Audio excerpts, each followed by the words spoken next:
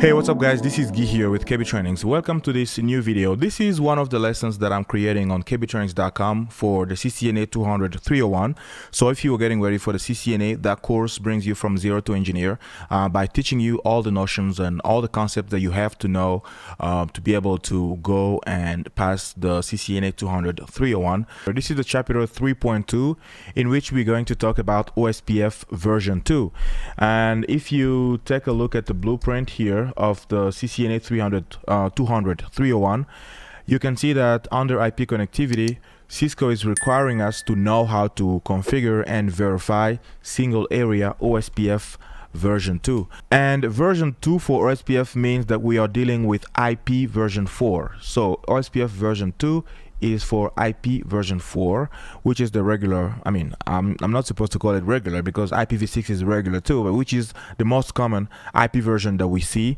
And we also have OSPF version 3, which is dealing with IP version 6. So for the CCNA, we are going to see only OSPF version 2, and we are also going to see only a single area OSPF, because as we're going to see in this course, OSPF can be divided into multiple areas, but for the CCNA, we are going to see or configure only a single area OSPF, because Cisco knows that we have a lot to learn here. We have some new concepts like automation and programmability that were not present in the previous versions of the CCNA. So we have all of this to see now. That's why routing is just reduced to OSPF version 2 and for a single area. Okay, that's what we're going to see in this chapter here. But for the first lesson, the one we're going to see today, which is the lesson number 3.2.1, I'm going to introduce you to OSPF. In the last lesson, we talked about dynamic routing, and I also did some EIGRP lab at the end. But EIGRP is not in the scope of this lesson here, so OSPF is what we have to see. And in this lesson, we are going to cover these different topics here. First of all, I'm going to tell you what OSPF is, and I'm going to show you how it works in general, just an overview of how OSPF is doing its thing. And then I'm going to talk about the shortest path first algorithm, which is the main algorithm used by OSPF to find the shortest path to a certain destination. I'm going to tell you about the metric of OSPF. We're going to talk about OSPF areas and OSPF data tables that are maintained in the router with all the information in it. And we have the router ID. We're going to talk about the router ID, and at the end, of course, I'm going to do a quick lab in this topology here that we've been using for a while now. So this one right now is currently configured with static routes, and from this computer here we can ping the computer in the 192 network, which is far, which is a remote network, and you can see right now that the pings are successful and everything is working fine. So we're going to remove the static routes here and replace them by OSPF, so that OSPF will be able to establish connections between these different networks here. Alright, so first of all, what is OSPF? We've talked in the past about dynamic routing, and OSPF is a routing protocol. OSPF stands for Open Shortest Path First. It's a link state IGP, interior gateway protocol, which means that it's only used within an AS, compared to BGP, for example, which is exterior gateway protocol. So it's a link state routing protocol, which means that it looks at the state of a certain link, and by state of the link, it means the state of the interface leading or connected to that specific link. It uses the information about all the links that we have in the network to build a topology that will help us know what is the open shortest path between our router, or between the origin to all the destinations that are listed inside our topology.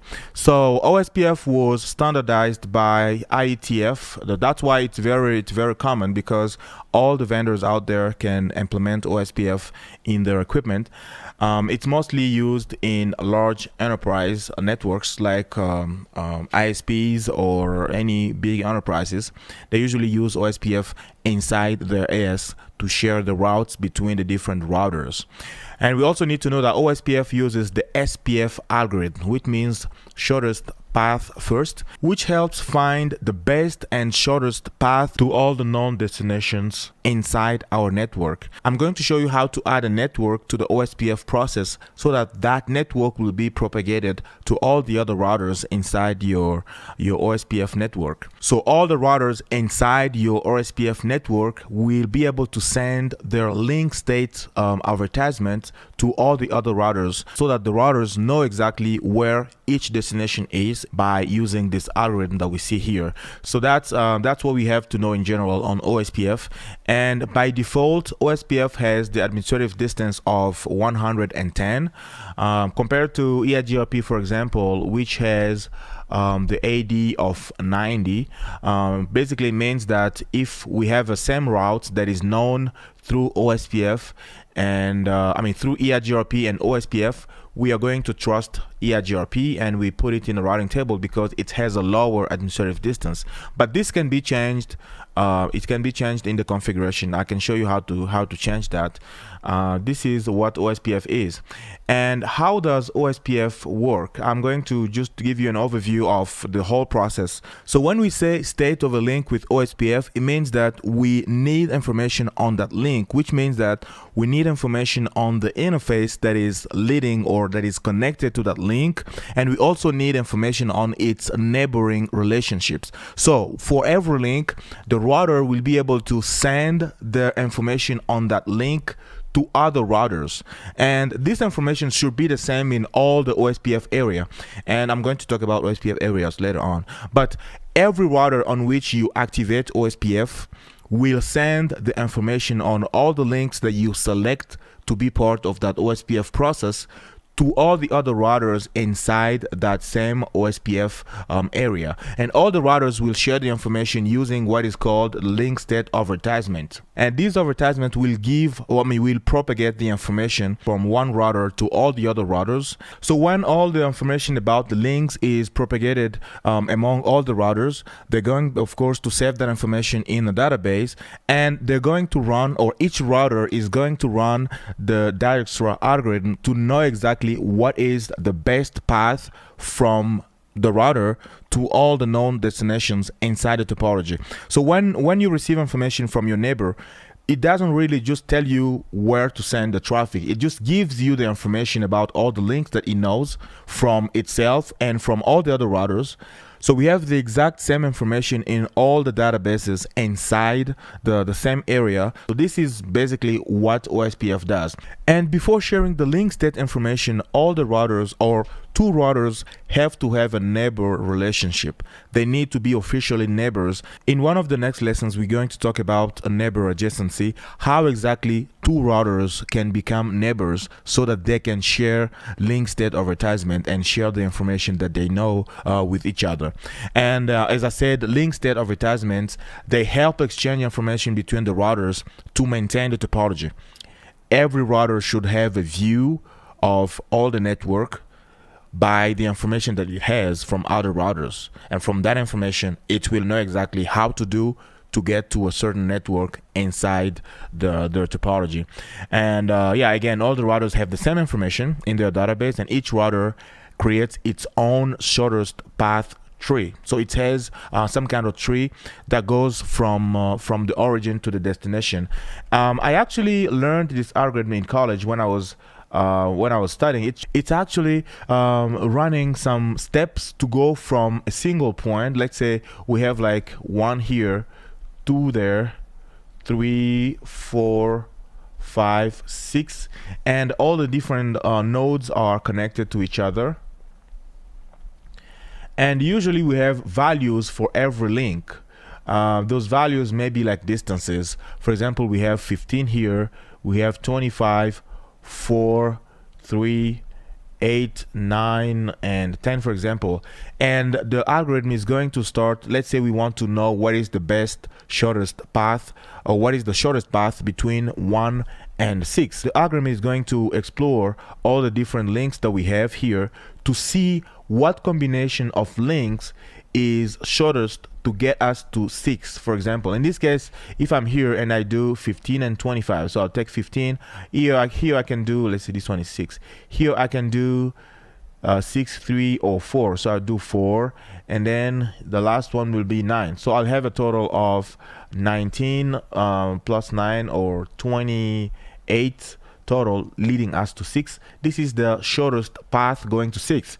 We can take the longest one if you want to. Like in this case, we can do 25, and then when we get here, instead of doing 3, we can go with the 6 and then the 4, which is like 35, and then we'll take the 8 and then the 10 to get to 6. That's the longest path, but we need to get the shortest path to all the known destinations in our topology, and that's what OSPF does, and it's very popular and very scalable as well.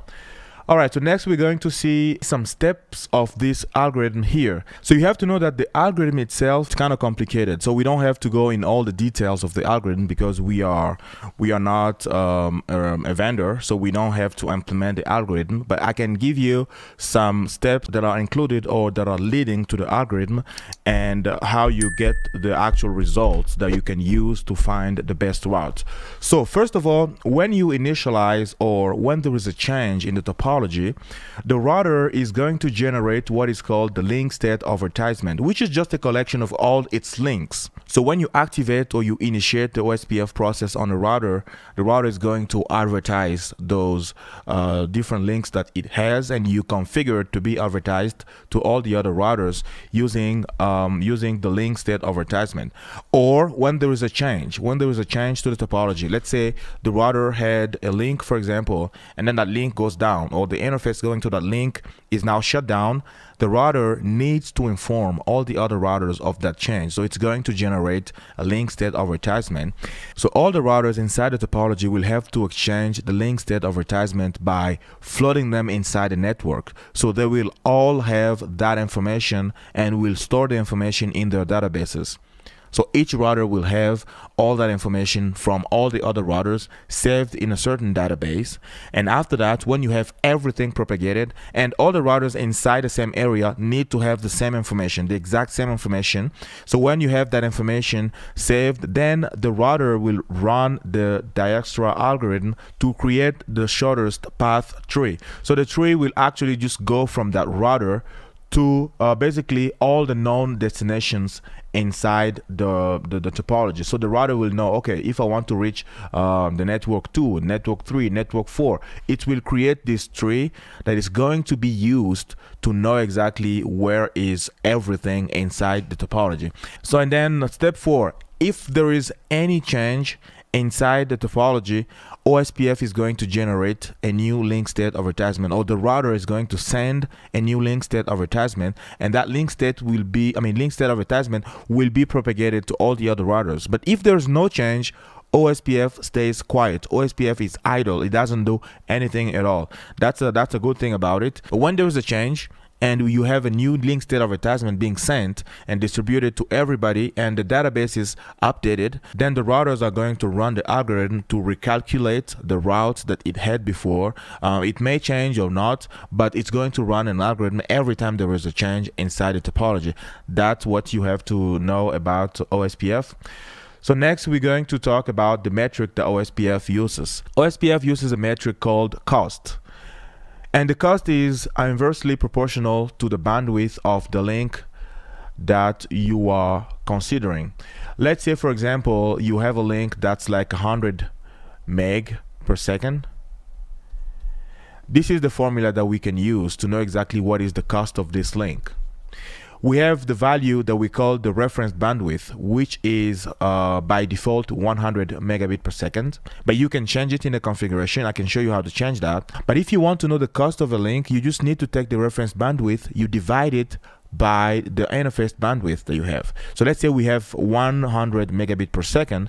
The cost is going to be the reference, which is 100 megabit per second, divided by the interface bandwidth, which is also 100 megabit per second. And of course the units go down, and then this 0, so we have 1. So for a link of 100 megabit per second, the cost is going to be equal to 1 for that link. But you can also change the reference, because nowadays it's kind of hard to find a link of 100 megabit per second. Usually you have at least 1 gig per second, or you have 10, 40, or even 100 gigabit per second. So if you take your bandwidth as 100 meg per second, you're going to have some funny numbers. But the good thing to do is to increase or to change the bandwidth, the reference bandwidth. We can set it to 10 gig per second, for example, or to 40 gig per second. So if we set our reference bandwidth to 10 gigabit per second, using this command here, you are under the OSPF process and you do AutoCast reference bandwidth. You give it the value, and this value is in megabit per second. And for 10 gig, I know we have to do, it's going to be like 10,000. So if we do that, 10,000, this is going to be our new reference, so that if you have a 1 gig connection, gigabit per second, the cost is going to be 10, which is 10 gig divided by 1 gig. So we have 10. And if we have a 10 gig connection, it's going to be 1. So you can increase it or you can change it as you want to have some good cost for your topology. So that's the metric that OSPF uses. So next we're going to see the OSPF areas. Why do we need areas in OSPF? Let me give you a quick example here. Let's say we have a network with 100 routers. Let's just say 100, because large enterprises usually have way more, like thousands of routers. I've worked for ISPs with, I don't know, 5,000, 10,000 routers inside. So you have 100, for example. We have here the router 1, router 2, router 3, 4, and 5. And then we have router 6, router 7, router 8 over here, router 9, router 10, and router, let's say 99. Okay, these routers are all connected by links, of course. So this is how they are connected, and I'm going to show you why I designed it this way. Okay, if you have a topology like this, as I said, with OSPF, if all these routers are inside a single area, it means that they all have the same information in the databases. So everything that's coming from 8, or all the link states from 8, should be advertised to all the routers up to 6, 7, 99, and 100. Each router will share its link states. So what happens is that if you have a change in the topology, and remember that we have 100 routers. If one of these routers has a change, that change should be flooded to all the other routers, and they have to resync the databases to make sure that they have the same information, and then they will recalculate the path using the algorithm to know exactly what is the best path. It might change or it might not. So the issue is that with 100 routers or 10,000 routers, you're going to have changes all the time. And all the 10,000 routers will have to do the algorithm all the time there is a change. And we'll have to flood the LSAs throughout the network. And that is not very convenient, because you're going to have a lot of traffic just for LSAs. You're going to have a lot of resources being consumed on the router just to recalculate the algorithm and know what is the new best path, which might be the same. And the database itself is going to be a huge database because you have 100 or 1,000 routers. So the good thing that OSPF is implementing is the notion of areas. So what we can do here is that we can split this big network in multiple areas. Let's say, for example, router 1, router 2, router 3, 4, and 5 can be inside a single area that we can call area 0 or area 1 or 2 or whatever. And for every area you need to have the area ID. Here in this case we have 0. And then we can also create other areas. So the router 5, 6, and 7 can be in another area that we can call area 1. The router 8 is in a different area, area 2. 1, 9, and 10 can be in a different area, which is the area 3. And 99 can also be in a different area, area 4. See, here we have multiple areas, and they are going to work independently, and I'm going to explain to you. So each router in each area should have all the information for that area only, not the neighboring areas. For example, 2 will only have information for area 0, and it will know all the links for area 0 only. 8 will know all the areas, all the links for area 2, and so on. But these routers here, they have a special role, and we're going to talk in one of the following lessons about the roles of routers. This router 5 will be called ABR, which is Area Border Router, because this router is at the same time in the area 0 and in the area 1. So it's going to have in its database the link state for the area 0 and the area 1. So it's going to do twice the job because it's going to run 2 different algorithms for each area. So what it's going to do is, when calculating the result for area 1, it's going to inform all the routers inside area 0 and say, hey, if you have something for this network, I know how to get to it. I'm connected to that area. So it's only going to give to these routers the path to get to the links inside the area 1, but these routers will not have all the details about area 1. Just 5 will have that information. In the same situation, the router 1 here will have the information for area 0, area 2, and area 3. It's going to be an ABR, Area Border Router. And the router, like the router 2, which is inside a single area, is an IR, or internal router, because it's only contained in the area 0. This is how areas are very important. And the best practice advice that you have about 30 to 40 routers inside an area. So if you have less than 40 routers, you can use a single area, that's fine. But if you are above this number, you need to divide your topology into multiple areas for ease of use and to leverage the loads that you can have on your routers. But you can have some strong routers that are going to be the ABRs that will have multiple areas at the same time, and that's how it works. And one thing that you have to know is that if you have a single area, you can give it any ID that you want. But if you have multiple areas, you need to have one area that is considered the backbone area, and that area has to be the area 0. So it has to have the ID of 0, like in this case here. So this is considered the backbone area, and all the other areas are attached to the backbone area. So we don't have to go deep into areas with the CCNA 200.301 because it's we are only dealing with a single area OSPF version 2 here. But this is exactly all the information that I said. So you have subdomains called areas. And an area is a logical collection of all the OSPF networks, routers, and links that have the same area identification. And a router within an area must maintain the topological database for the area to which it belongs, not other areas. So this will reduce the size of its database, which is a good thing because it will not take a lot of time to run the SPF algorithm.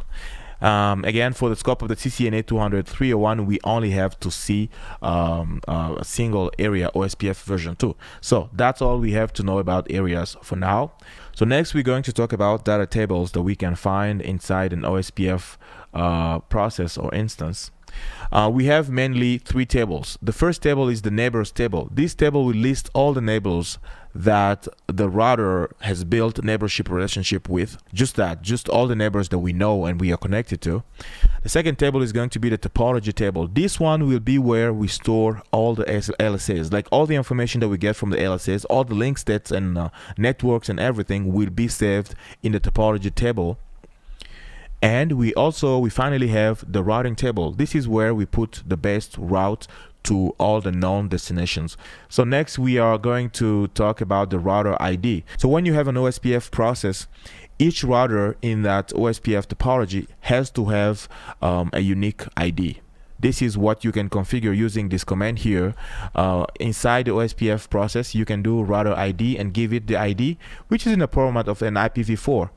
And you can do it manually if you want to track your IDs, or you can let OSPF choose what is the best router ID for the routers. And this is how it does it.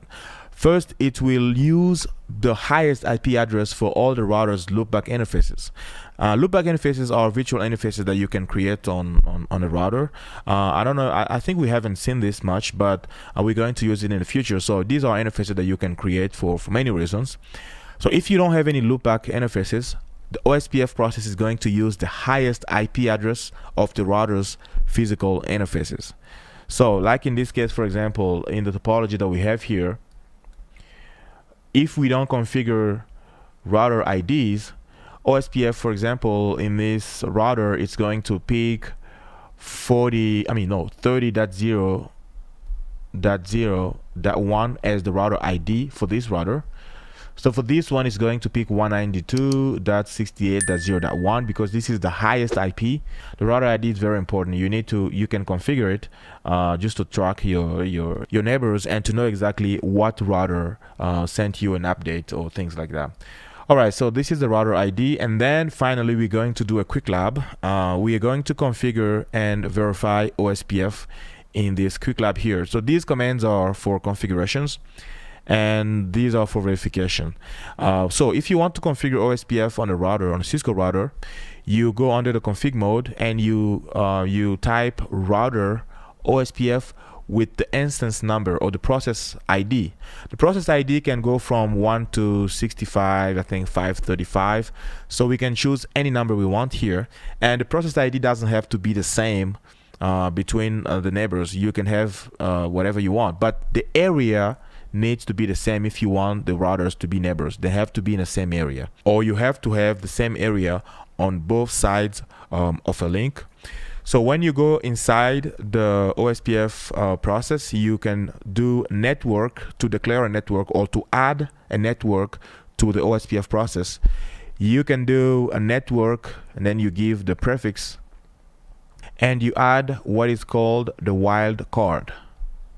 This is different from the subnet mask because it's exactly the opposite. For the subnet mask, for example, we know that if you have some bit here, 1011, and then you have the subnet mask of 1100, for example, so these 11s will show you exactly where the network ends and will also be considered for the match. Like if you are doing a comparison, you're going to match everything that has one under it. But for the wildcard mask, it's the opposite. So you have 00 and 11, which means that everywhere we have 0, we need to match it. That's what we're considering for the match. And for example, if we have 192.168.0.0 that we have to add to the network, to the OSPF process, we're going to use the wildcard mask of 0.0.0.255. which means that we are considering the first 3 bits for this network here. All right, so after that, you can also configure the router ID. So you put the network, the prefix, the wildcard mask, and then the area. And then you give the area ID right here. And the area ID, as I said, need to be the same on both ends of a link. And then you can configure the router ID as well. For verification, we can do show IPOSPF neighbor to see the neighbors that we have in our database, or we can do show IPOSPF database to see all the information or all the link states that we have saved in our router. All right, so without further ado, let's go and pull Packet Tracer to do some lab before we end this lesson. All right, so here we have Packet Tracer, and as I showed you, we have some pings running from this desktop to this other one because we have static routes configured here. So what I'm going to do is remove the static routes that we have and replace them by OSPF. So I'm going to configure OSPF in these 3 routers, home, PE1 and PE2. So to remove the static routes, I can check the running configuration. So enable show run. If I go down, these are the 2 routes that we have configured right now, and I'm going to remove them. So I will go under the config mode and do no, copy this command here and paste it here. All right, it's gone. And I do the same for the second one, copy and paste. All right. And then if we go back to this computer, we can see that it lost connection. So right now we don't know how to reach this computer. That's why our pings are failing. And yeah, I'm going to skip this step. I'm going to remove actually the static routes on these other two routers, and I'll come back to show you how to configure OSPF. All right, so right now all the static routes are removed. If we go in the routing table, show IP routes, you can see that we only have links that are connected or local. So C stands for connected and L for local.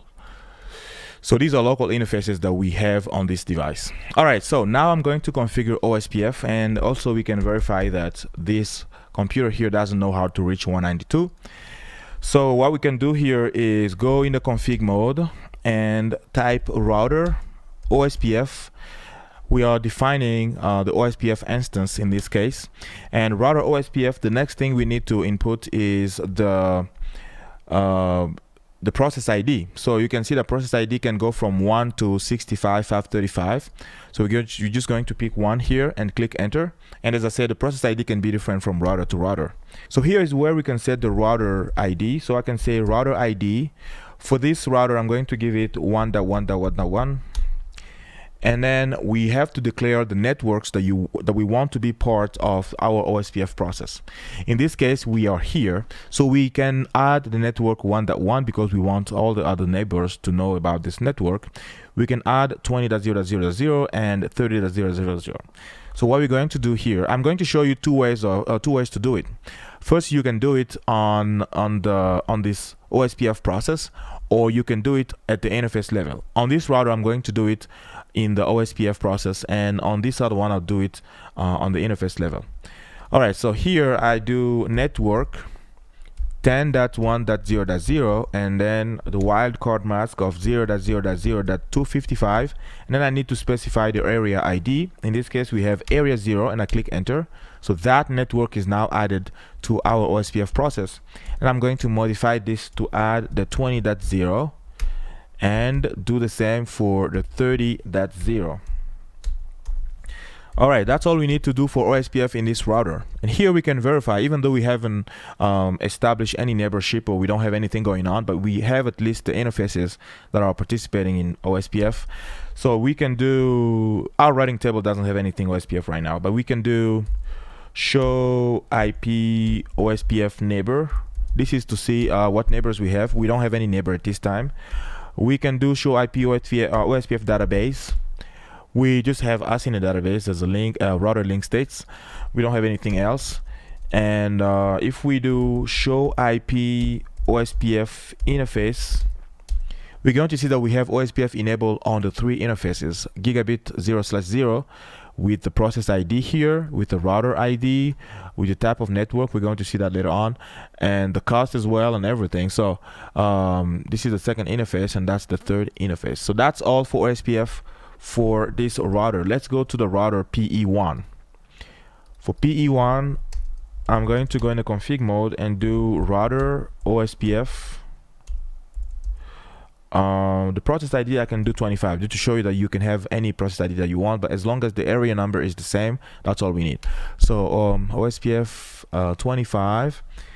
I'm not going to set the router ID here because I want it to be taken automatically, and I'm going to show you that. So what I can do is go in at the interface level and say interface gig. Let's see, the first one is gig 0/1. Oh no, 0/0, 0/1, and 0/2. So let's start with 0/0. Gig 0/0. I go in, and the command for that is IP OSPF, and I give it the process ID, which is the process 25 that we just created. I mean, we actually even didn't have to create it. We can just go here and declare it right away, but let's do it this way. So we have 25. So we come here and we say OSPF 25 and give it the area of 0. And if I click enter, you're going to see something. We are going to have a neighborship between this router and the router named home, because I just activated OSPF right here. So this is the notification that we have.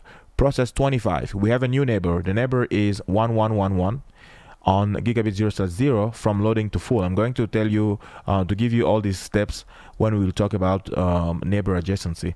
But we also have that same thing in the router home. We have the neighbor 192.168.0.1. This is the new, this is the neighbor, the router ID for this router here, because it's the highest IP on the physical interface.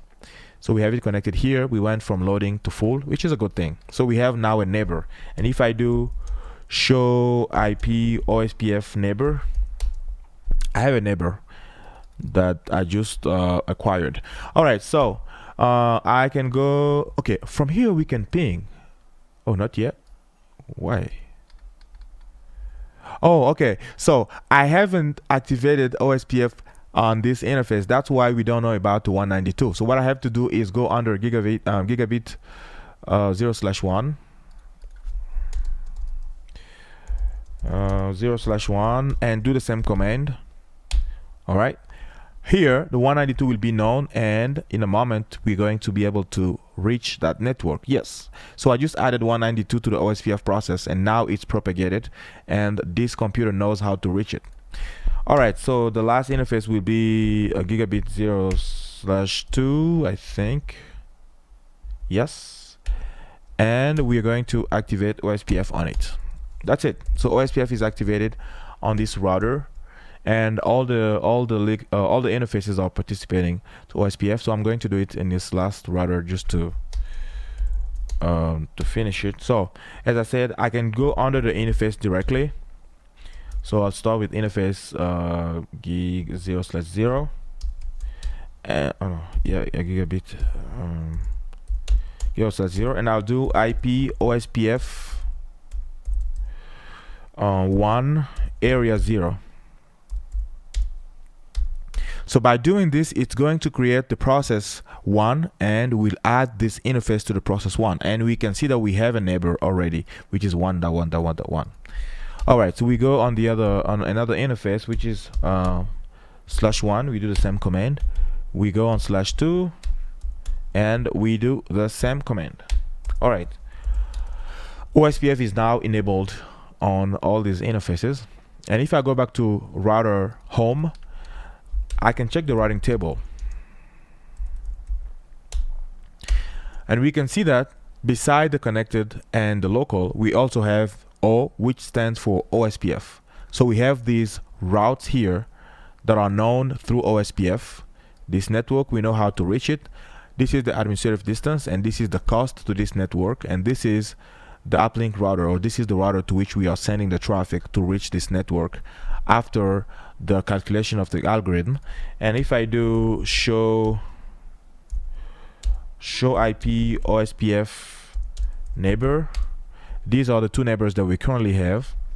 If I do show IP OSPF database, this is the information we have in the database. We have the router link states for area 0, and we have the net link states for area 0 as well. This is the information that we're going to see in detail in future lessons. And yeah, these are the different tables that we are currently maintaining for this OSPF process. And yep, that's the end of this lab here. Again, do as much lab as you can, and if you have any question, you can leave a comment below or send me an email. I'll be glad to respond. All right, thank you for watching this lesson, and if you need the full course, it's on kbtrainings.com/ccna. And if you like what I'm doing, please click like to encourage me, and subscribe to the channel to have everything or all the updates that I'm bringing you here for my projects or some new concept that I'm learning. Thank you for watching this, and I'll see you in the next video. Take care. Bye.